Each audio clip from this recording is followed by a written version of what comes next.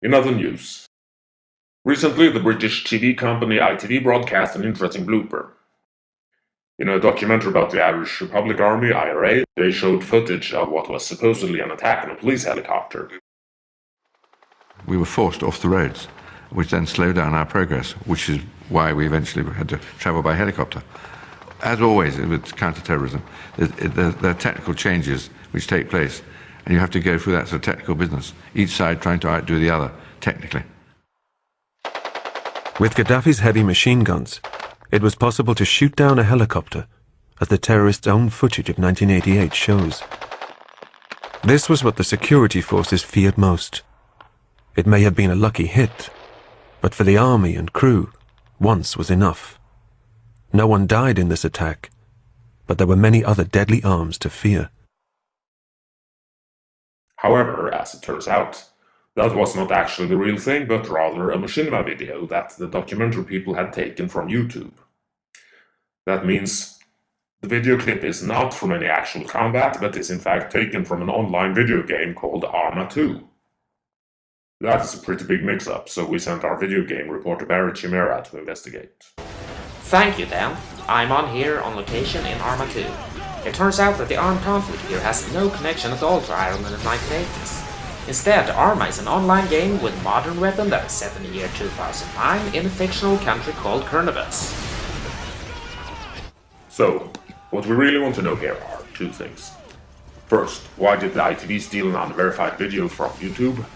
And second, why on earth would some random YouTuber want to recreate an old terrorist incident from the 1980s in a video game in the first place?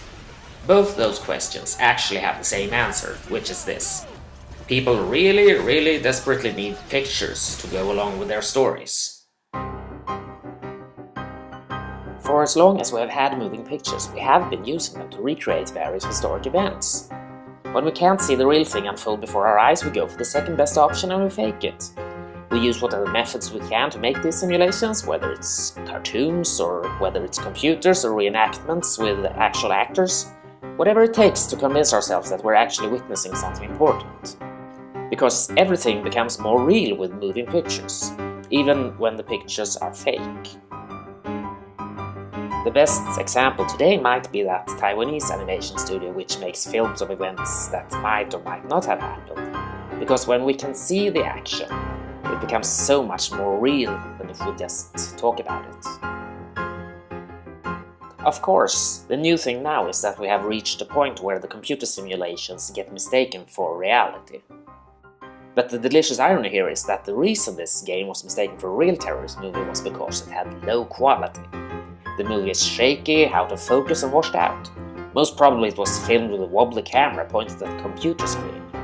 If it had been in good quality, we would have recognized it as a fake.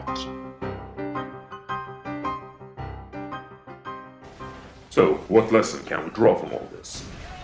Well, Dan, I would like to think that this brings us one step closer to the singularity, when the borders between reality and simulation finally dissolve and we all can go live in the Matrix. That's because you're insane, Barry. Yes, I know.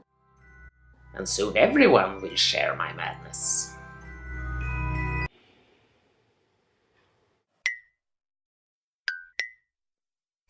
I hate this job. We'll be right back after these messages.